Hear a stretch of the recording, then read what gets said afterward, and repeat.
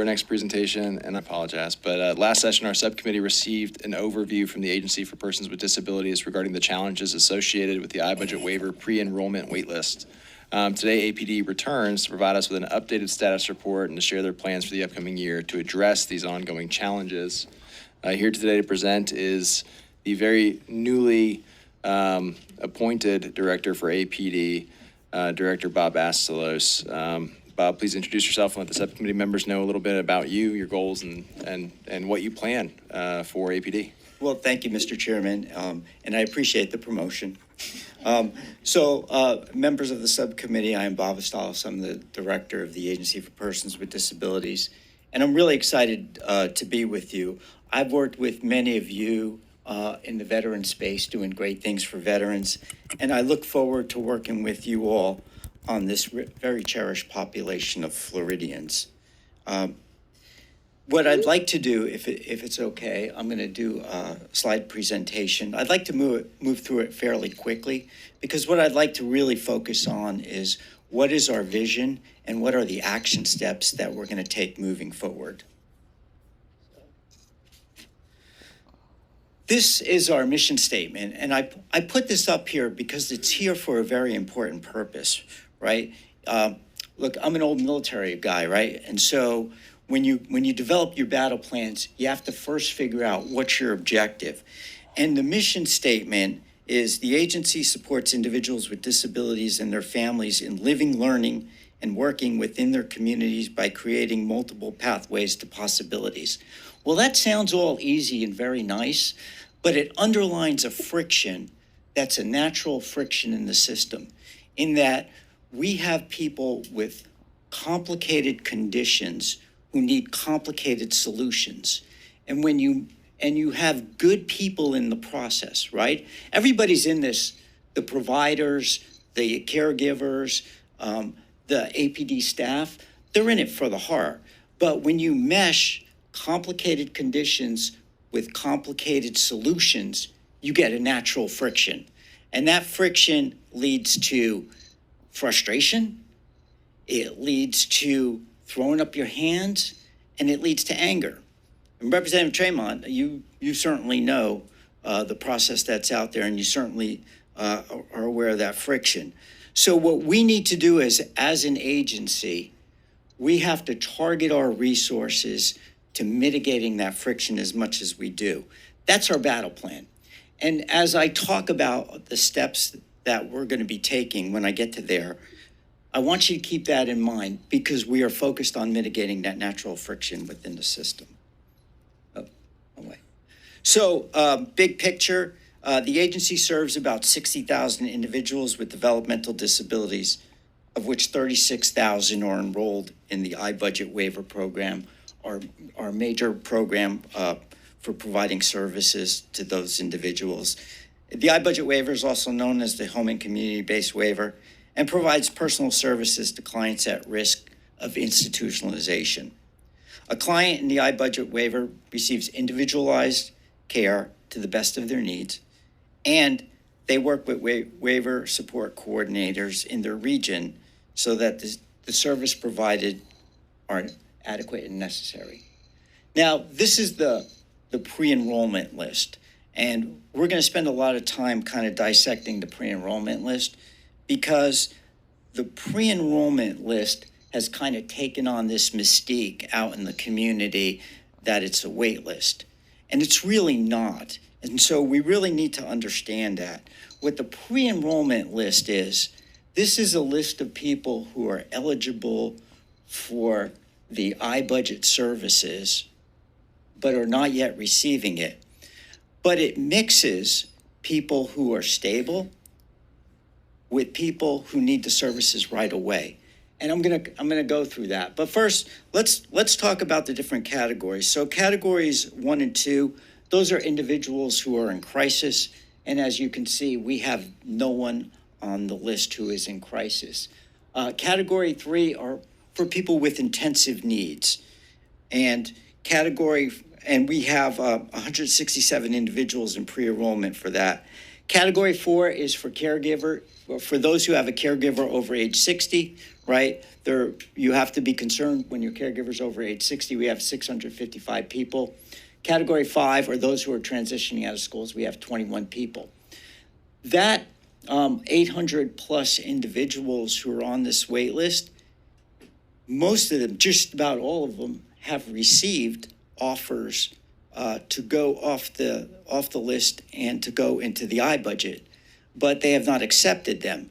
And again, it goes to, they've not accepted them because right now they're either in a stable situation or the entire iBudget program doesn't make sense. Not to say it won't in the future, but at that point it won't. The two big categories are category 6, which is age 21 and over, who don't fall in the above categories, and we have 11,008 individuals. And then category 7 is under age 21. These are, for the most part, our clients who are in schools, and we have 8,139 individuals in that category. A little bit more about pre-enrollment, right? Why would someone be on the iBudget pre-enrollment list, but then when we send them a letter that they've got services, why would they not accept it?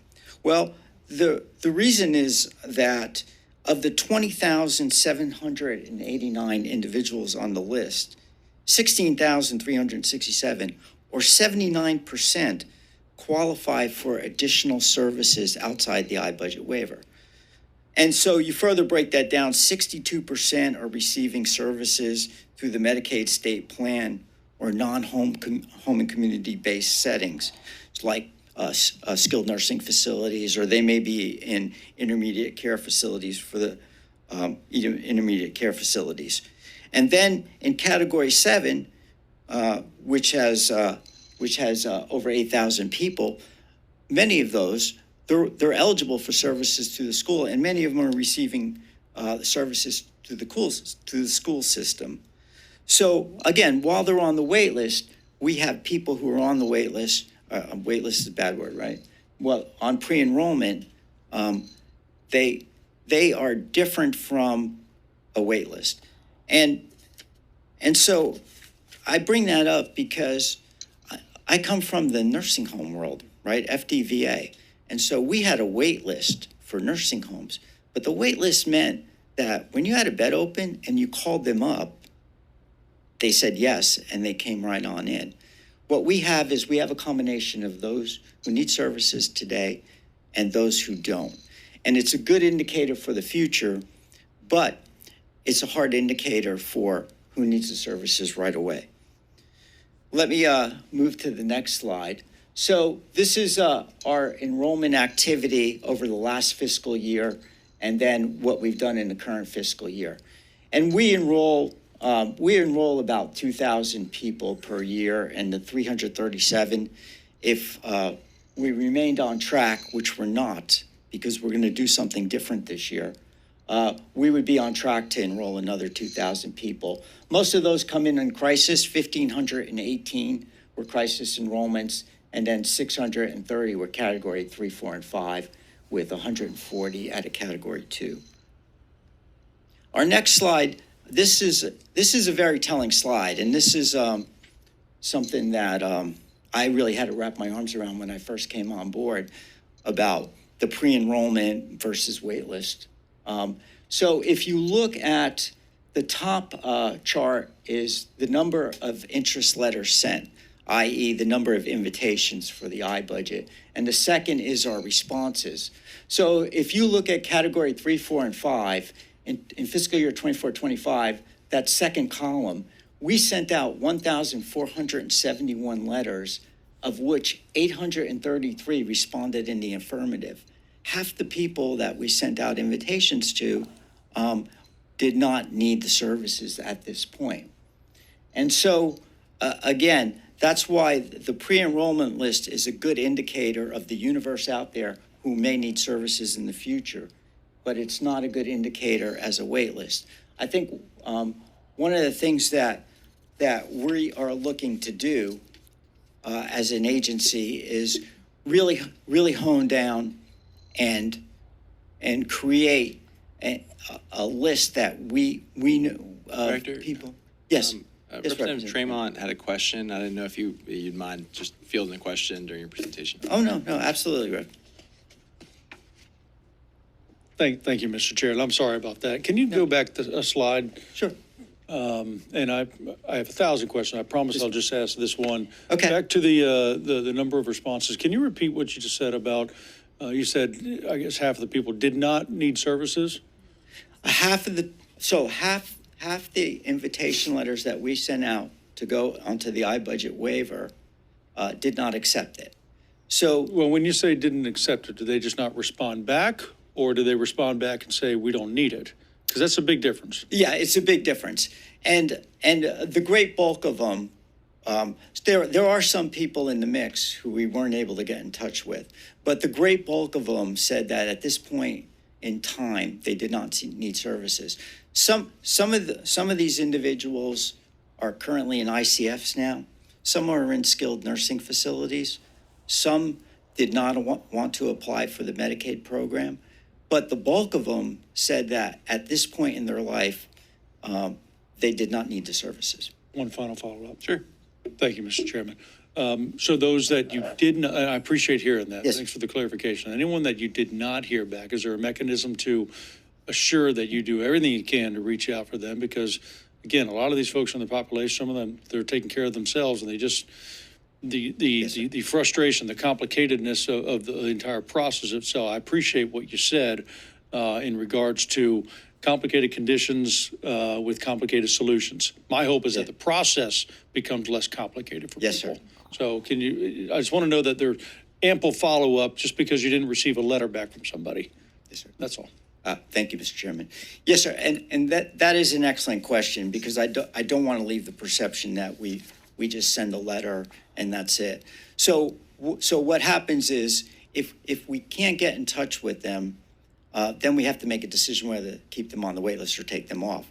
And to take them off, so what we would do is we would follow up with emails. We would follow up with phone calls. We would go to the House of Record.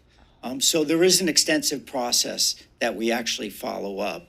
And then if at the end of that, we can't get in touch with them through emails or phone calls or showing up at the place of residence, then we would move to take them off the wait list. Or the pre-enrollment list, I should say. Thank you, Director. Okay. We're back on, I think it was the last slide. So. Okay, yeah, the last slide is really, can I talk about the vision that I have and the action steps? Because I think this is the guts of what you all want to hear. And so, first of all, again, that natural friction for us is our action steps are how do we mitigate that? And the first way that we do is, we look at what the legislature did. You all recognize that there's a friction there, right? You created the iBudget waiver to empower parents, right, to make decisions on choice. Consumer-directed care. Again, you empowered parents, you empowered family members to make choices. And again, so you all recognize that friction, you all have done things. But we're also looking at what we could do as an agency to minimize that. And the first place to go to is transparency and being a leading source of information, empowering parents and family members with information. I invite all of you to look at our website and to look at what we did with our website. We are putting as much information as we can on it so that parents and that loved ones are empowered. My direct line and my email is on the website. And let me tell you, every day, there isn't a day that's gone by I don't get a call or an email from a family member bringing up their situation to me. And every one of those situations, I bring my staff in, we go through it, and we try to resolve it. Again, I don't want us to be faceless bureaucrats, right? I want us to, we are humans dealing with humans. So that's what we're doing. Some of the other things that we're doing is we're going to create a family resource page. We want one spot where people can go and get all the resources that they need and get them in the right direction. Another thing that we're working on is for you all who work in the long-term care senior space, there's Florida Health Finder. It's an incredible tool by ACA. You put in your zip code and up comes the nursing homes, the assisted living, the adult daycares in your zip code or anywhere else around the state. Our facilities that we license aren't on Florida Health Finder, but ACA has agreed to let us load our facilities onto Florida Health Finder. So we're working with ACA. The first phase should be before the end of the year, so we're moving fast. But what'll happen now is you could put in your zip code and up will come foster care homes, group homes, and adult day training programs in your area. And then our next phase that we're gonna do is once we get the buildings up, we're gonna take our inspection reports and we're gonna put our inspection reports online so people could see how good of a job these providers are doing. Again, what we wanna do is we wanna empower family members. We wanna put information out there.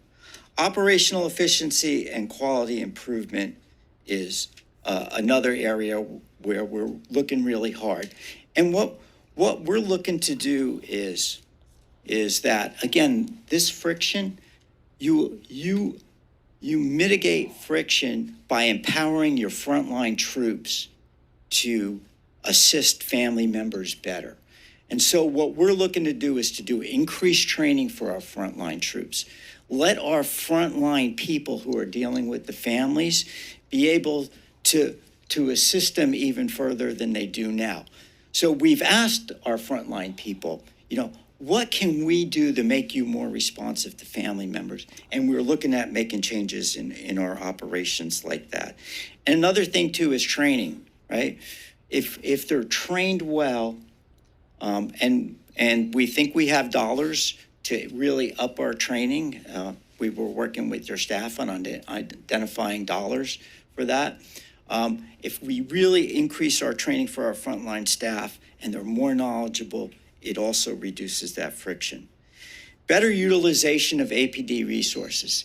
One of the things is the staff over at APD, they're underpaid, they're overworked, but they're there for the heart. They really are. And they want to do a good job. So what we're doing is we're asking our staff, right, what can we do so that we could better utilize your resources?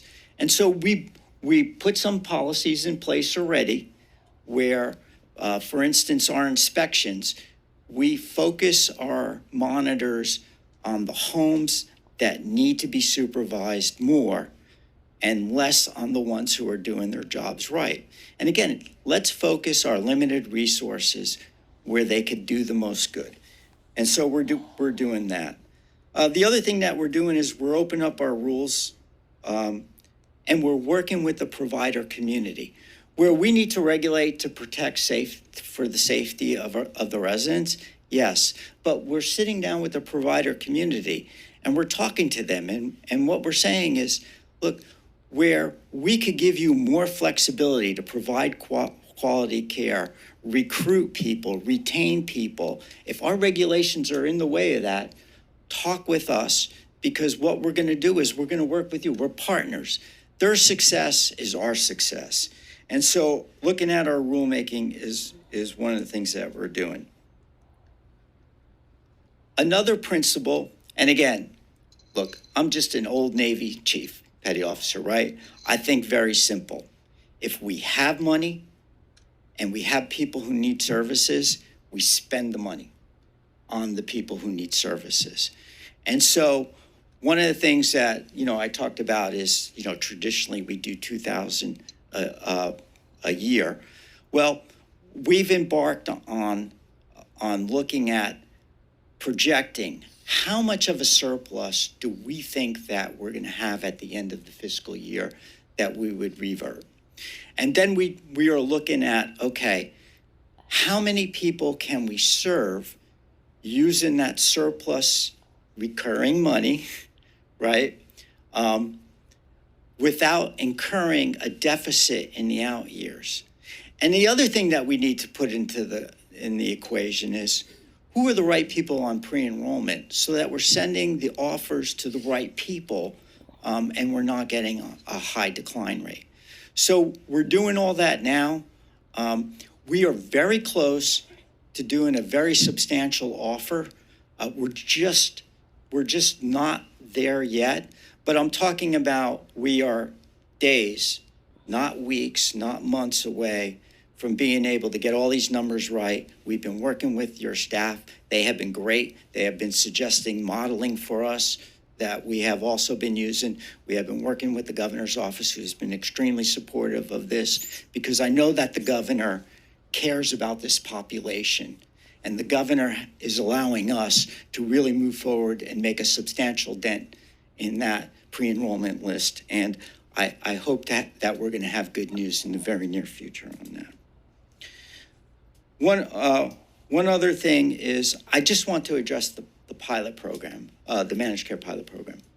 And I would tell you, from my years in the senior long-term care community and my experience with senior long-term care, as a general statement, right, it's risky with managed care in this population. But I think Florida did it right. I really do. My experience is you have a company that is selected for the pilot that my experience from the senior long-term care side is a responsive company to their clients. And so I think you have a company that wants to be successful, that wants to do it right. I think the other thing too, the volunteer nature of the program is extremely important, because we know managed care is going to work for some people and for others it's not. But if it doesn't work for you, after a year, you could move right on into the iBudget process. So we as an agency are going to partner, or well, we have been already. I've been meeting with leadership. We've done a video on the pilot program. I've been to their town hall meetings. Our staff have been cooperating. We want Florida Community Care to be successful, because if Florida Community Care is successful, 2,108 people are going to come off the wait list and get services. And that's a win for everybody. So we're going to be good partners with them. I know I've covered a lot of topics. That is our vision. That is what we're working on. And I am happy to answer any questions the committee has. I was almost preparing when you brought up the pilot, like to invite the folks running the pilot to come up and address any. It sounds like you guys are working very well together, and yes, we are. That's great to hear. Before we go into a couple questions from folks who know a lot more about the space than I do, Director, you mentioned our wait list kind of being misleading. Do you have any, concrete proposals or plans to maybe adjust the wait list that legislators get every year? Because I understand what you're saying as far as, there's a lot of people, and especially categories 6 and 7, a lot of people listed there, but several of them, probably wouldn't enroll right now if given the option. And so I think better understanding that would be really helpful for us as legislators, so we're not, looking at these numbers every year, not seeing the numbers go down, when in reality it sounds like you guys are putting your best foot forward to try and address the needs where they are. Are there any concrete plans to modify how the wait list is calculated or reported to us? Well, and thank you, Mr. Chairman, on that. I think, the wait list is there statutorily, and we would certainly work with you all on statutorily modifying it. But you know what? I think I'm not trying to say that the pre-enrollment list is a bad tool. I think it's a good tool because it gives you the universe of what's coming. I think what we need to do is have an identifier who needs services today versus who needs services down the road. I think internally, us as an agency can do that. And so I don't say throwing out the pre-enrollment list is a recommendation, but I think what we need to do is we need to do a better job, us as the agency, of identifying who needs services today and who needs services in the future. Because again, if we send out a substantial offers to folks, right, we want to get it to the right people. It makes no sense to send it to people who we know don't need the services right now. Very much. And then Representative Tian, I saw you raise your hand. Thank you, Mr. Chair. First of all, great presentation. As you know, I'm very optimistic and love working with you in the past and look forward to working with you on this. I really had a question about what you said you found folks that were in ICFs and skilled nursing already. So when you've done that review, do they stay on the pre-enrollment list, or do they come off because they're already being served, or are they qualified for both? Mm-hmm. So technically, even though they're in an ICF, they are technically eligible for the iBudget waiver. So our policy is to keep them on the pre-enrollment list. And we did have a number. I mean, it's a very substantial number of those who are in I just don't have it. It's a substantial number. So our current policy is that we do keep them on the list. What I would like to do, though, is they're in a stable situation. Right. They're not going to come on the iBudget. I don't want to drop them from our radar, but I think being in pre-enrollment just doesn't make sense. So we would need to look at retaining them somewhere, but identifying that they are not someone that we should be sending offer letters to. Right. Thank you, Mr. Chair. So for everybody to know, an ICF is an intermediate care facility, and it's a pretty high-end placement for people with disabilities. And I can tell you, Tallahassee Developmental Center is here. That's my ICF. The people who move into that facility, the starting cost is $130,000 roughly per person per year. So $1 million on the wait list covers 9 people or 8.5. Then if for those that are really high need, like with the behavioral and the really deep needs, it can go up to $360,000 a year, which is why you see those categories 1, 2, 3 having nobody in them, because I think they're in intensive group homes and in ICFs. So the question that I had about that is, if those people are in those ICFs, and I think you're right, if you take them out of there, they're not going to be able to live successfully in the community without a huge amount of support. So I would tend to agree with your assessment that we need to, is there any data that shows that people can come out of an ICF they can reintegrate into the community? I'm sure our data people do have that. I mean, mm-hmm. I've been briefed on it that tends not to happen. That once, when they're in the ICF, that's pretty much the solution for them. But I could certainly get you some specific data on that. And Mr. Chairman, if I could add to that, you're exactly right. By keeping people on pre-enrollment, right, where they have to go in, where they go into crisis and they have to go into that higher setting, we're talking about hundreds of thousands of dollars to take care of them. Whereas if we catch them early, we're talking about $56,000 once their services mature. So there is a huge savings to the state, a huge mental and physical toll that it takes on the families going into crisis that we avoid, and on the clients too. Bob? Thank you, Mr. Chair. To follow up with my question on that is, for those children in the higher categories, the 5, 6, 7s, the 4, 5, 6s, I guess, 4, 5, 6s.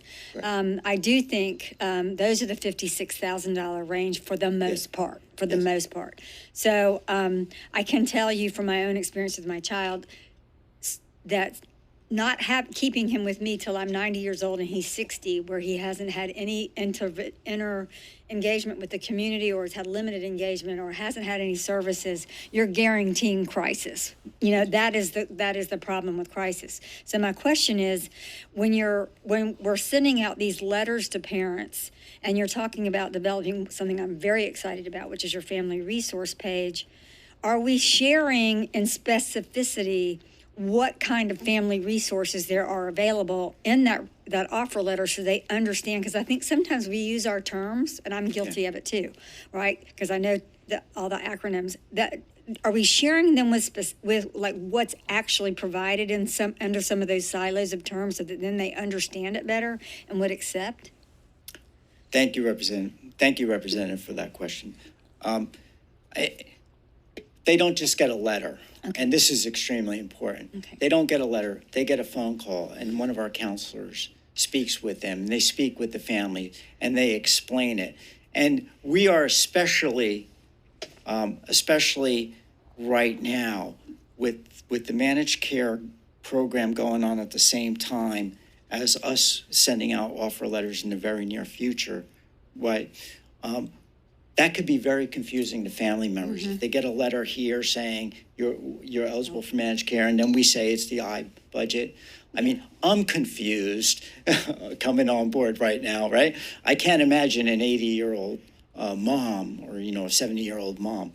So what we're doing is we send a letter, but we also follow up with human contact. And my last question. Follow. Thank you, Mr. Chair.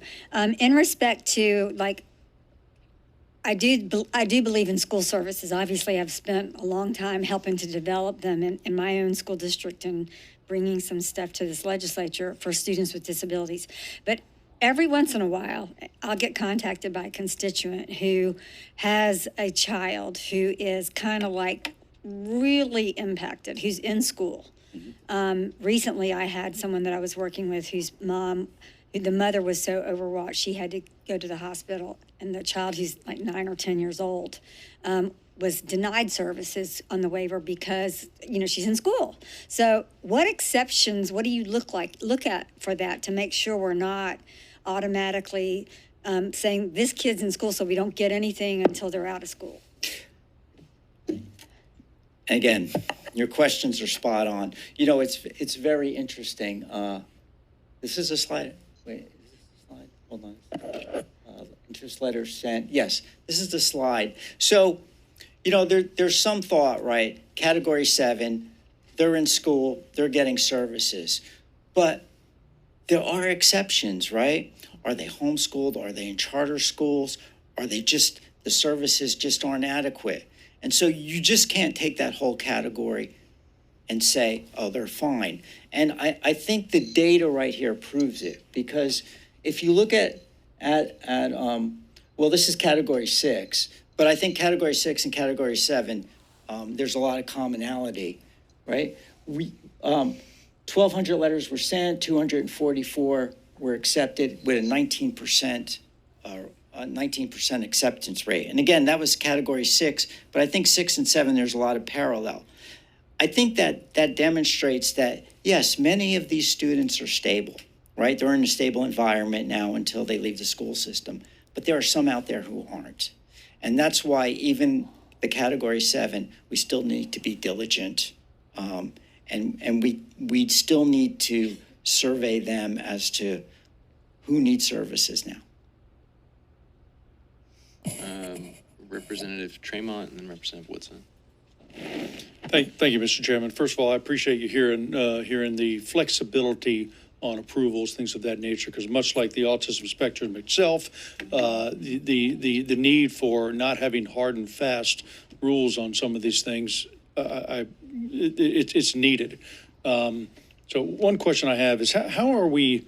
And I know you're still getting your feet on the ground there, but I'd like you to consider how can we effectively educate the public about the services that are already available through their managed care programs without creating the impression that they have to be on the med waiver. As we know that the wait list is overwhelmed, but how can we provide some personal one-on-one guidance to individuals currently on that list, helping them access some services like the home health care, personal care assistance, and specialty care that may already be in their reach. So while they're waiting to get the services, there are services that they can get right now, but they don't know about it. Yes.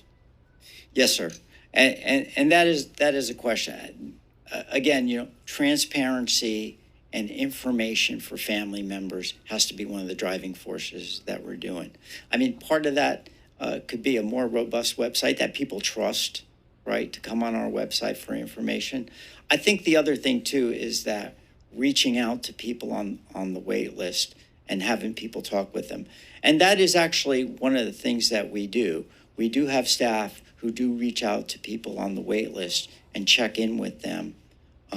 We probably can be more robust at that, but again, contact with people on the wait list with a human voice is the way to go. Bob? Thank you, Mr. Chairman, and thank you for that response. And I more so of a comment to make sure that this maintains on the forefront. And I think you're doing a great job. And Director Hatch, I enjoyed working with her, and the entire staff has been fantastic. But just for a point of reference, again, you mentioned complicated, situations, and they have complicated solutions for it. I want the process for people to be less complicated. And I can just, a personal example, my son is in crisis, right? We have him all the way up there. And we're 6 months right now without receiving particular service that we were trying to get. You know why? Because it's a phone call here, it's a paper there. I need you to send this back because we need this signed. Okay, no problem. All right, this department needs this from you. Okay, now a week later, we've had a chance to go through that. Hey, I need this document from you now as well. Eventually, and I've got all the phone numbers. I can imagine what people are having to go through without having the numbers that I have. And we're still not having services. So what ends up happening is people just give up. Yes. And talk about creating the additional stress. So it's more of a comment just so you can hear from me, best of luck to you. And I want to be able to help in any way you can to streamline the process that people are having to go through to get the services they need. And I guess that not just the iBudget, but that's just overall in general. So I hope you'll utilize me as a resource to help any way I can to help you. Mr. Chairman. Thank you, Mr. Chairman. Yeah. Mm-hmm. Representative, thank you. First of all, you and your wife have been extremely helpful educating me, and I really do appreciate it. I'm an old military guy, right? If you want to know how the war is going, if you want to know how to better fight the war, don't ask a general, ask the Lance Corporal in the fighting hole, right? And so one of the things that I'm doing is I'm going out to our regional offices and I'm talking to our frontline people. And I've actually told our frontline people, if you give me ideas and we implement those ideas, how we could be better customer service, more efficient, I'm going to take them to lunch at their favorite restaurant, because that's where the ideas emulate from. The other thing too, Friday, I was in Jacksonville. I met with 500 family members in Jacksonville at the Connecting the Dots meeting. And then what I did was afterwards, I took time to meet on them one-on-one. And what an incredible experience from one mom who said to me, "You saved our lives. I was on the wait list and my marriage was falling apart, and now I get services and my son he's doing so well." Two, I had moms who were anguishing because they're on the wait list and their marriages are falling apart, they're losing their jobs, and they don't know what to do. And so it's those individuals, right? Those family members who are going through it. It is our frontline troops talking with them that we're going to get the ways to make the system better. And that's what I'm trying to do. Thank you very much. Representative Woodson. Thank you, Mr. Chair. Bob, it's great seeing you. Great seeing you, Representative. Even though I miss you on the veteran space, we have done so much great work in there, but it's good. I think they chose the right person for this position. We have had so many issues with the wait list and managing the wait list, so I am confident that you will do your very best to give us the piece that we need for the people who really deserve the service. You mentioned projection. It's a sound, good business practice, where if you know you're going to have money remaining, you're going to have a surplus, of course you have to analyze and see how many people can you serve. So I'm glad to see that you are thinking of projection. So you won't run, even if you don't want to run a deficit. With the surplus, you want to make sure that you use that money to provide the services that are so much needed. You also spoke about having talking to people. People are tired of talking to machines these days. They want to have that human touch. So you are bringing a lot, and we truly appreciate it. I had a lot of questions today for you, but out of fairness for you, who's been on the job for just a few months, and he has proven that he's really taking it. You're really running with it by the way you are leading this area. So I'm really grateful and thankful for what I've heard so far, and I hope you can continue to work with your staff and your team to make it the best that it can be. And my only, because they have asked you a lot of questions, and some of them were questions that I had.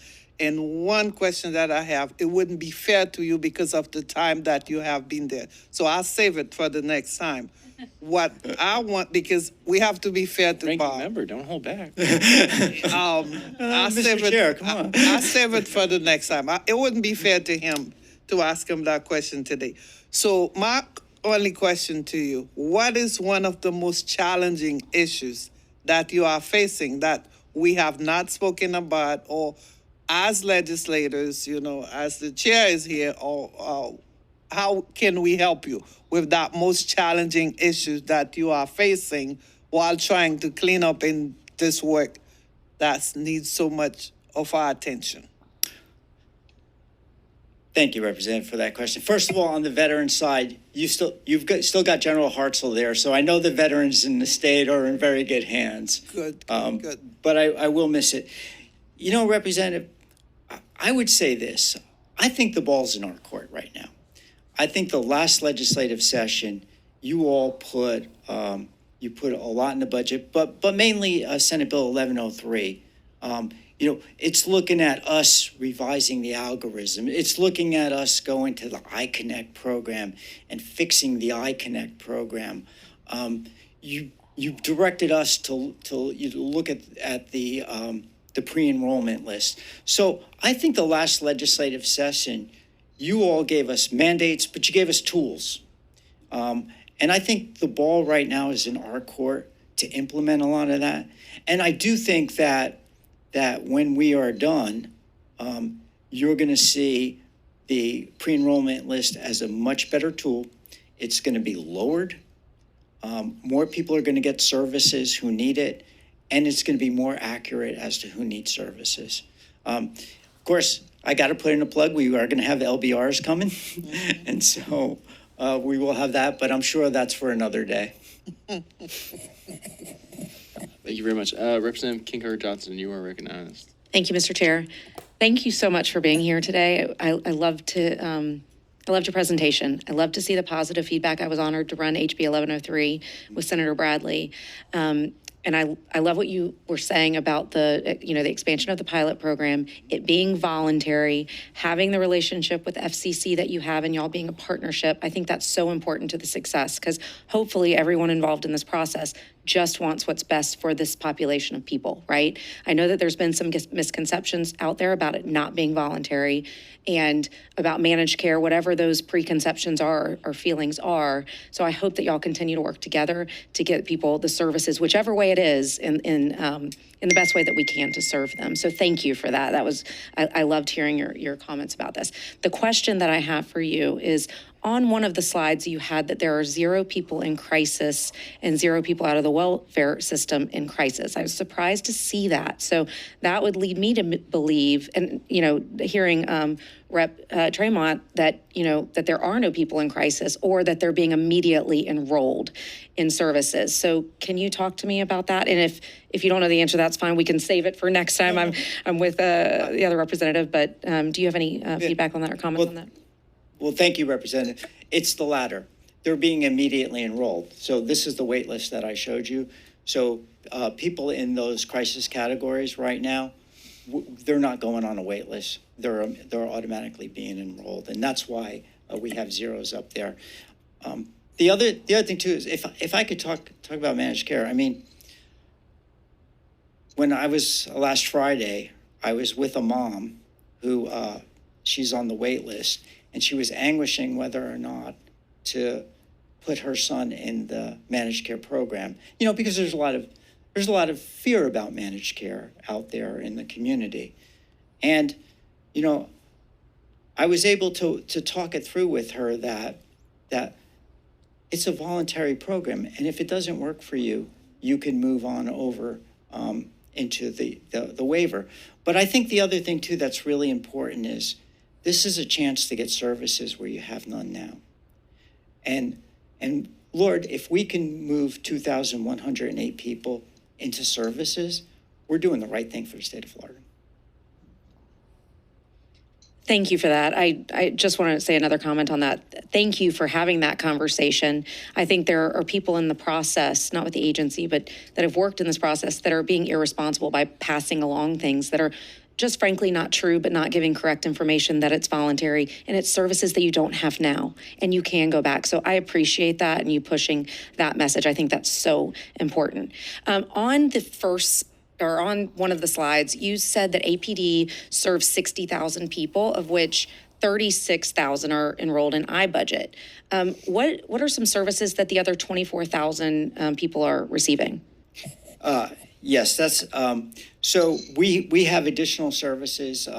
The individual and family support services is another program, and what we do there is we support people with temporary type services to keep them stable.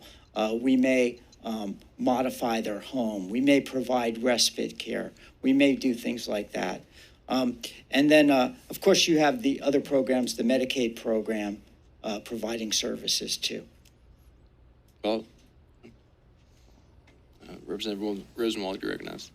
Thank you, Chair, and congratulations on your new role, sir. You have the heart and mind, but the heart to do this job and to improve and turn it around. So my comment, but question is, I think we were all saying the same thing, this what's defined as pre-enrollment, what's defined as wait list, in categories of now, we must act now versus we must act soon, which helps us with appropriations versus maybe, depending on other enrollments. And we all want clarity and we all want transparency, so I appreciate that.